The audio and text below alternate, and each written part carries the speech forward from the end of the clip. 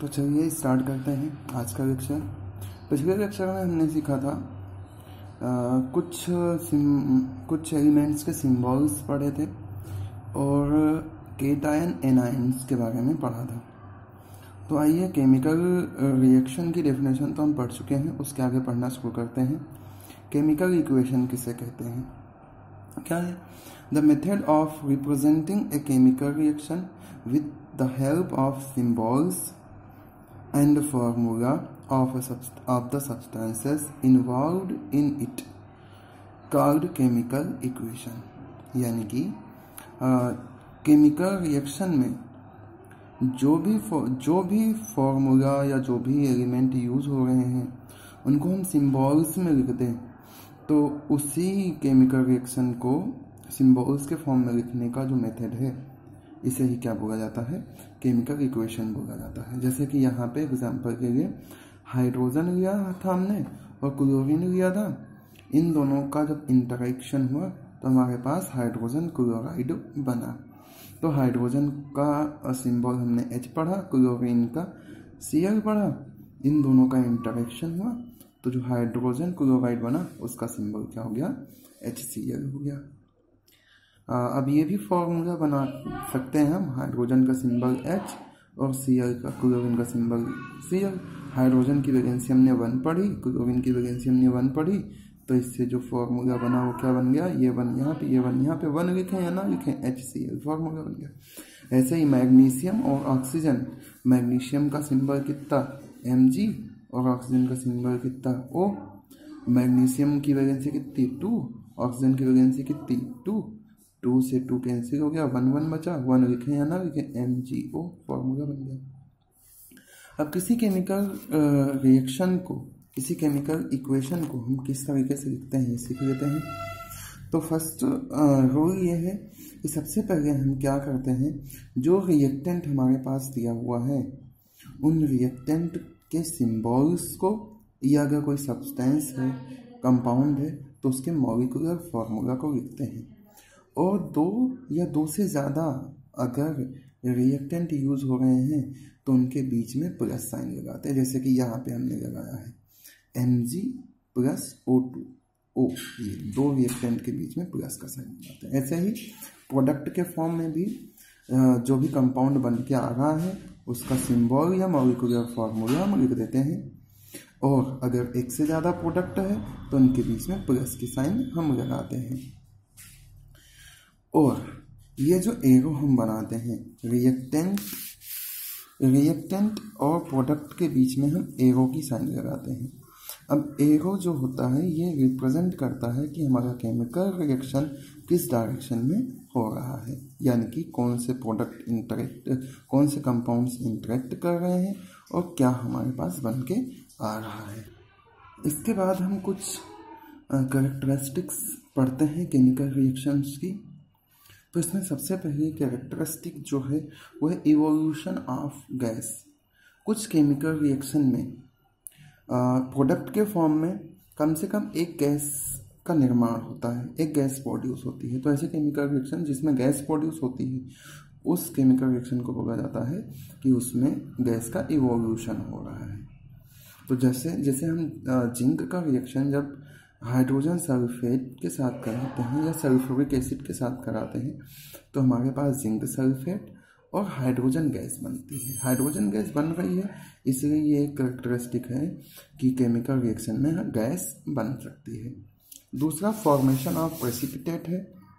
कभी कभी जब हम केमिकल्स का रिएक्शन कराते हैं तो उसमें इनसॉल्युबल सॉलिड बन जाता है, जो कि लिक्विड के फॉर्म में नहीं रहता, सॉलिड के फॉर्म में रहता है और वो केमिकल में घुलता भी नहीं है। तो ऐसे केमिकल रिएक्शन में क्या होता है, ऐसे केमिकल रिएक्शन में जो इनसॉल्युबल सॉलिड बन जाता है उसे हम क्या बोलते हैं कि वो प्रेसिपिटेट है। इनसॉल्युबल सॉलिड क्या कहलाता है? प्रेसिपिटेट कहता है। जैसे कि हम सिल्वर नाइट्रेट का रिएक्शन जब सोडियम क्लोराइड के साथ कराते हैं तो सिल्वर क्लोराइड का प्रेसिपिटेट बनता है। प्रेसिपिटेट के आगे हम ऐसा एक नीचे के साइड में एरो बनाते हैं जो कि ये शो करता है कि हमारे इस केमिकल इक्वेशन में क्या बना है? प्रेसिपिटेट। ऐसे ही गैस के लिए हम ऊपर के डायरेक्शन में एरो बनाते हैं जिससे हमें ये पता चलता है कि इसमें गैस का एवोल्यूशन हो रहा है। कुछ केमिकल रिएक्शंस में कलर का चेंज आ जाता है। जब हम केमिकल रिएक्शन कराते हैं तो उसके कलर क्या होते हैं, चेंज हो जाते हैं। जैसे कि अगर हम आयरन ले लें, लोहे को हवा और मॉइस्चर में रख दें तो उस पर जंग लग जाती है, रस्ट आ जाता है, जिसके कारण लोहे का जो कलर, आयरन का जो कलर होता है वो ग्रेइस होता है, ग्रे कलर का होता है। लेकिन जो रस्ट होता है वो कैसा होता है, ब्राउन होता है।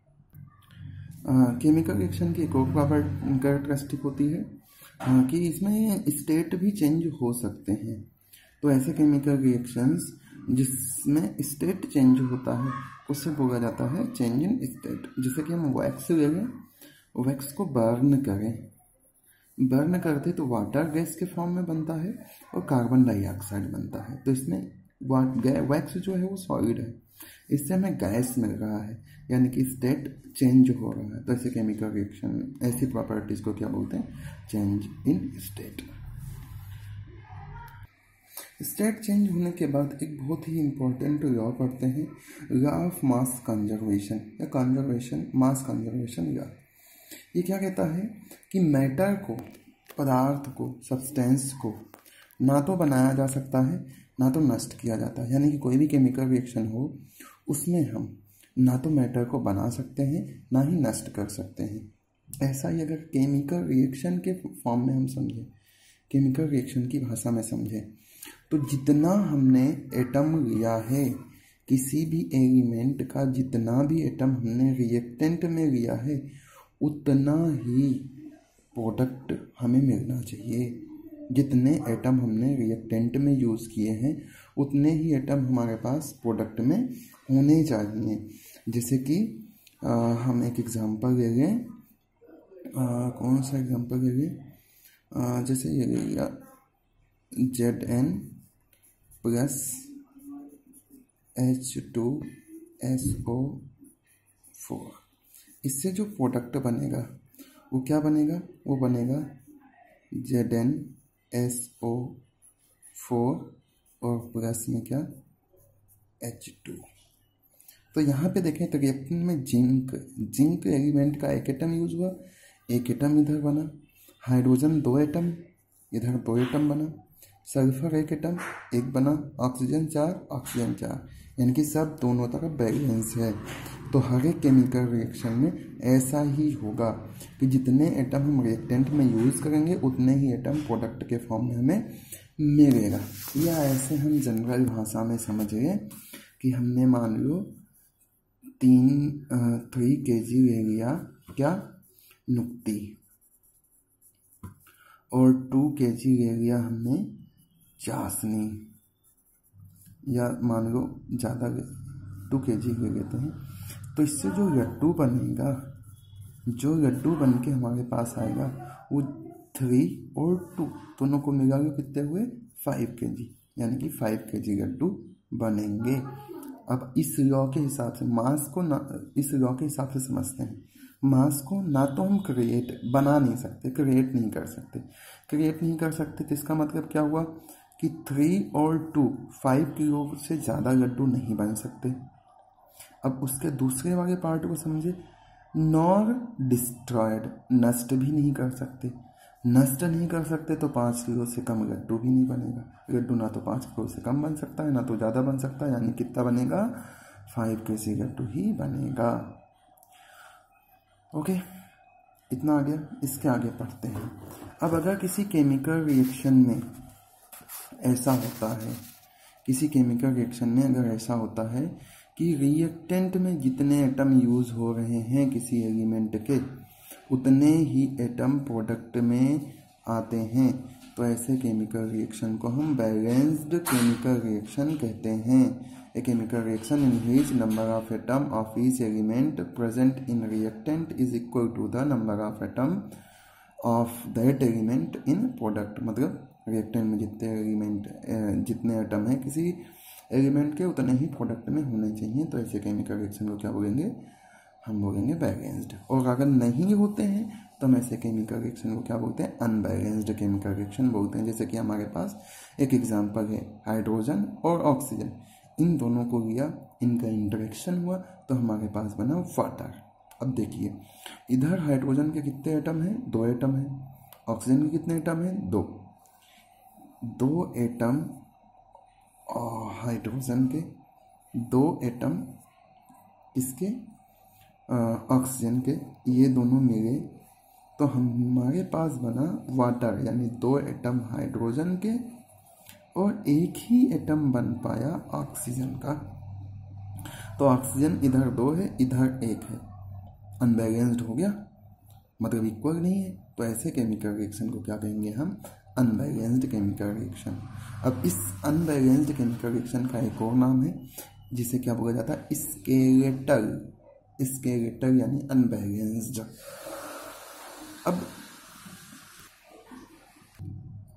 केमिस्ट्री में ये रूल है कि हम हमेशा केमिकल इक्वेशन को बैलेंस करके ही लिखेंगे।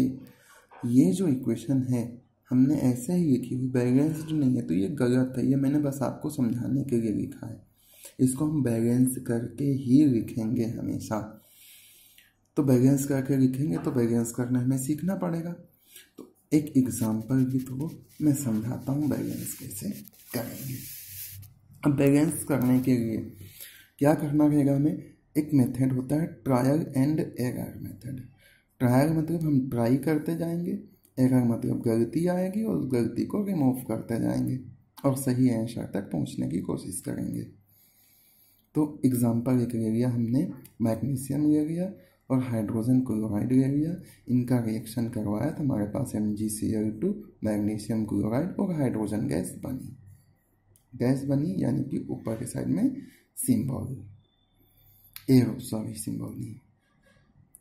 अब अगर हम इस केमिकल रिएक्शन को देखें तो Mg 1 है, Mg 1 है, क्लोरीन 1 है, यहाँ 2, हाइड्रोजन 1 है, यहाँ 2। तो रिएक्टेंट में मैग्नीशियम 1 है, हाइड्रोजन 1 है, क्लोरीन 1 है। इन प्रोडक्ट में मैग्नीशियम 1 है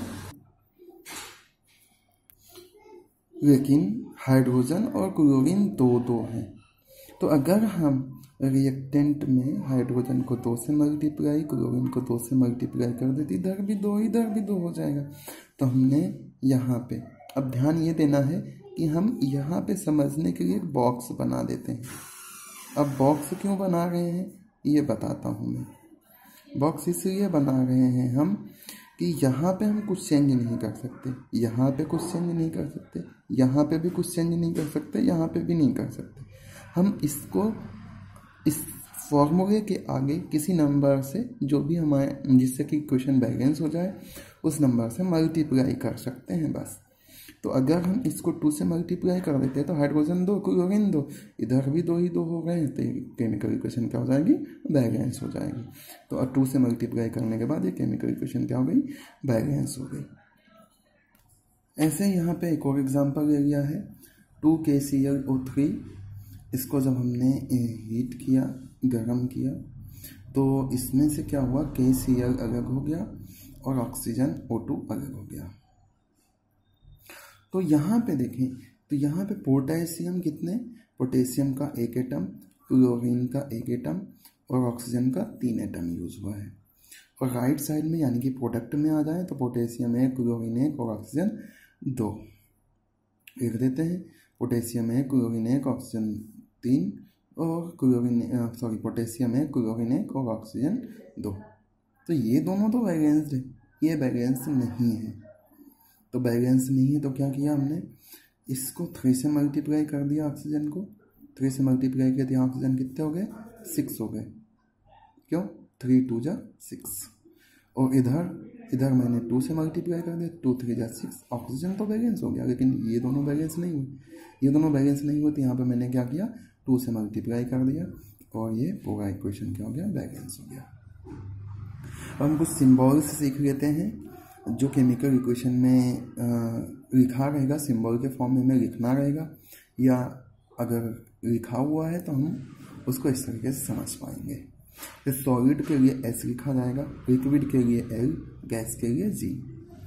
AQ लिखा है कहीं पे तो इसका मतलब एक्वस सॉल्यूशन है, वाटर वाला सॉल्यूशन है वो।